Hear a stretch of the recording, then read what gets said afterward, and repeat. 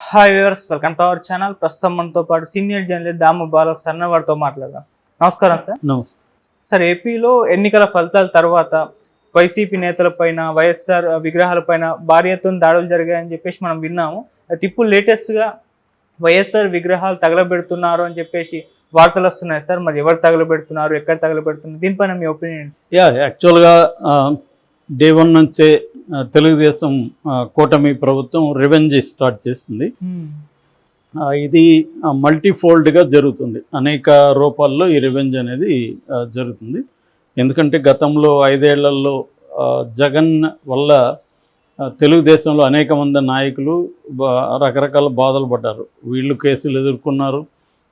చాలా ఆర్థికంగా కూడా చాలా నష్టపోయాడు. ఎందుకంటే జగన్ చాలామంది తెలుగుదేశం నాయకుల్ని ఆర్థికంగా దెబ్బతీశాడు. అంటే వాళ్ళకి ఉన్న రెవెన్యూ సోర్సెస్ వాటిని దెబ్బకొట్టాడు. మనకు తెలుసు, జేసీ ప్రభాకర్ రెడ్డి, దివాకర్ రెడ్డి వాళ్ళ మైన్స్ కావచ్చు, లేకపోతే వాళ్ళ ట్రావెల్స్ వ్యవహారాలు కావచ్చు, దీనంతా దెబ్బకొట్టారు. అట్లాగే కాంట్రాక్ట్స్ని కూడా రివర్స్ టెండరింగ్ పేరుతో తెలుగుదేశం గతంలో ఇచ్చిన కాంట్రాక్టర్లని వాళ్ళంతా పక్కన పెట్టి కొత్తగా తీసుకురావడం, ఇదంతా కూడా జగన్ డే 1 నుంచి జగన్ కూడా స్టార్ట్ చేశాడు. సో దాని తర్వాత ఇప్పుడు వీళ్ళందరూ కూడా ఎలక్షన్ టైంలోనే, క్యాంపెయిన్ టైంలోనే మేము వస్తే ఏం చేస్తాం అనేది కూడా చెప్పారు. వాళ్ళు మేము వస్తే ప్రజలకు ఏం చేస్తాం అనేది కంటే కూడా మేము వస్తే వీళ్ళ ఎలా అంతు చూస్తాం అనేది ఎక్కువ మాట్లాడారు. లోకేష్ అయితే రెడ్ బుక్ తీసుకొని పేర్లు రాసుకుంటున్నాడు. చంద్రబాబు గారిని, పవన్ కళ్యాణ్ కూడా డైరెక్ట్గా రివెంజ్ ఎలా తీర్చుకుంటామనేది చెప్పారు. ఆ తర్వాత అధికారం అంటే రిజల్ట్ వచ్చిన రోజు నుంచే వీళ్ళ మీద కేసులు పెట్టడానికి కావాల్సిన ఏర్పాట్లను వేగం చేశారు. సిఈడి 5వ తేదీ సిఈడి వాసుదేవరెడ్డి ఆఫీస్లోకి వెళ్ళి ఆ డాక్యుమెంట్స్ అంతా కలెక్ట్ చేసుకోవడం. 7వ తేదీ వాసుదేవరెడ్డి ఇంటి మీద ఇక్కడ హైదరాబాద్లో నానక్రమగూడలో ఇంటి మీద దాడి చేసి డాక్యుమెంట్స్ పట్టుకోవడం. ఆ తర్వాత మన ఆయన బొత్స సత్యనారాయణ మీద కేసు పెట్టడం, టీచర్స్ బదిలీలో అవకతవకలు, ఇలాగ వరుసగా కేసులు. ఇంకా ఆడుదాం ఆంధ్ర, మన రోజా, బైరెడ్డి సిద్ధార్థరెడ్డి, తర్వాత సజ్జల రామకృష్ణారెడ్డి మీద మొన్న కేసు నమోదైంది. ఇది కూడా మల్టిపుల్గా ఉంటుంది. కేసులు పెట్టడం కూడా ఎలాగ ఉంటుందంటే గవర్నమెంటే కొన్ని చేస్తుంది, కొన్ని ప్రైవేటు వ్యక్తుల దగ్గర చేయిస్తుంది. అది తెలుగుదేశం వాళ్ళే కానక్కర్లా, తెలుగుదేశానికి చాలామంది మిత్రులు ఉన్నారు, వాళ్ళ ద్వారా కూడా చేయిస్తుంటుంది. అలాగే రకరకాల పద్ధతులు కేసులు పెట్టడం అనేది మొదలైంది.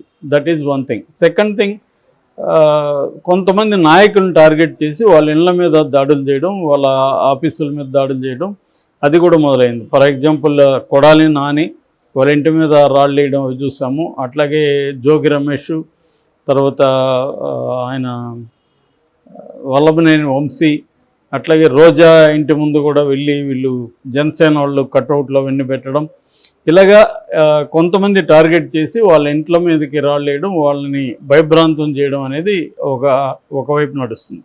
మరోవైపు సచివాలయాలు కావచ్చు, లేకపోతే మిగతా ఆఫీసుల్లోకి వెళ్ళి వైసీపీ రంగులు మార్చడం, వైసీపీ శిలాఫలకాలని పగలగొట్టడం, ఈ కార్యక్రమం నడుస్తుంది. ఇంకోవైపు వీసీలను టార్గెట్ చేయడం. ఎస్కే యూనివర్సిటీ వీసీని గెరవ చేశారు, అక్కడ వైఎస్ఆర్ విగ్రహాన్ని తీయించారు.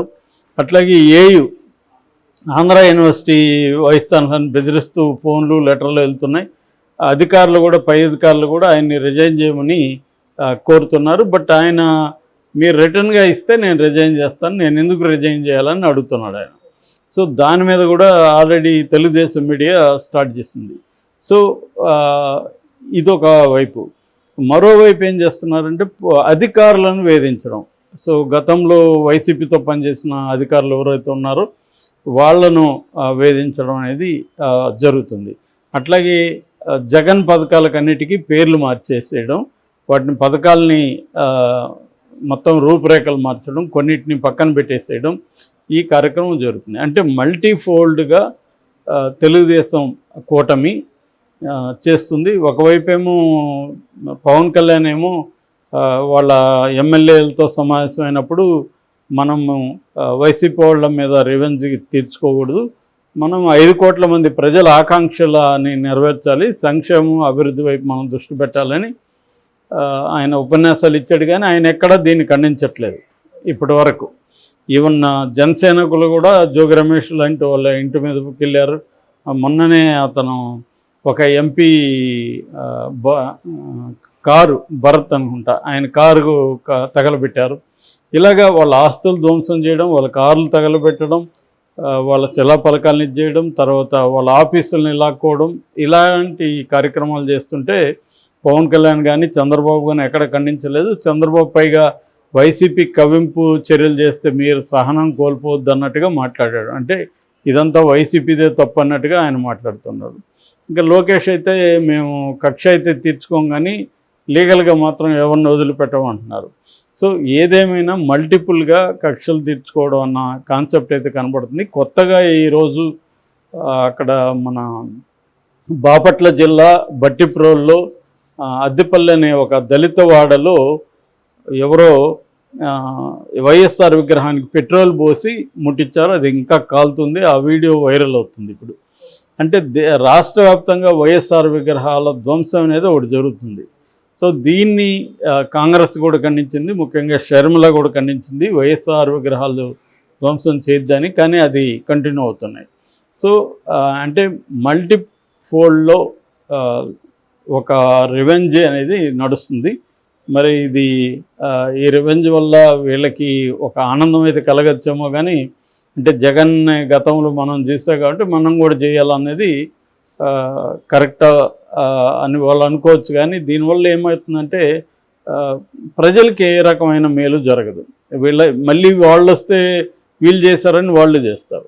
గతంలో 2014-19లో తెలుగుదేశం చేసిందని వైసీపీ చేసింది, ఇప్పుడు వైసీపీ చేసిందని వీళ్ళు చేస్తున్నారు. మళ్ళీ వైసీపీ వచ్చిందనుకో వీళ్ళు చేశారని వాళ్ళు చేస్తారు. ఇది ఒక విసియస్ సర్కిల్ అవుతుంది. దీనికి ఎక్కడో ఒక చోట ఆపాలి. ఇది మనం మాట్లాడితే ఏమంటారు, నువ్వు జగన్కి చెప్పావా గతంలో అంటారు. సో ఎవరికి చెప్పినా ఇదే చెప్పాలి. ఎందుకంటే రివెంజ్ని ప్రోత్సహించకూడదు, వైలెన్స్ని ప్రోత్సహించకూడదు. తర్వాత ఇట్లా విగ్రహ ధ్వంసం గతంలో కూడా ఎన్టీఆర్ది కూడా అలాగే చేసింది వైసీపీ. సో కొంతమంది అంబేద్కర్ విగ్రహాలు చేశారు. ఇదేంటంటే సింబాలిక్గా విగ్రహాలు చేయడం అనేది ఒక చర్య. సో ఇలాగ ఫోల్డ్గా రివెంజ్ అనేది జరుగుతుంది రాష్ట్రంలో. మరి ఇది ఎక్కడ పుల్ స్టాప్ పడుతుందా లేకపోతే ముందుకెళ్తుందా చూడాలి. ఒక పక్క స్టేట్ గవర్నమెంటే ఈ పని చేస్తుంది. మనం చూసాము వైసీపీ ఆఫీసులను కోల్చడం అనేది కూడా స్టార్ట్ చేసింది. ఆల్రెడీ తాడేపల్లిలో 2 ఎకరాల విస్తీర్ణంలో కడుతున్న దాన్ని కంప్లీట్గా కూల్చేశారు.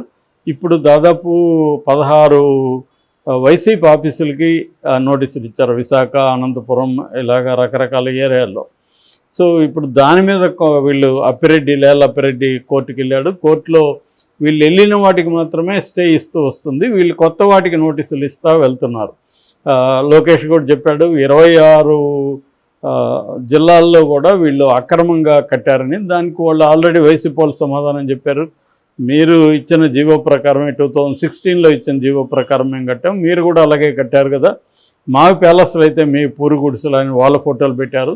నేను ఆల్రెడీ చెప్పాను, ప్రతి పొలిటికల్ పార్టీ ఆఫీసులు చాలా రిచ్గా చాలా హంగామా పెట్టి కట్టుకుంటున్నారు, అది అందరూ చేస్తున్నారు దాన్ని.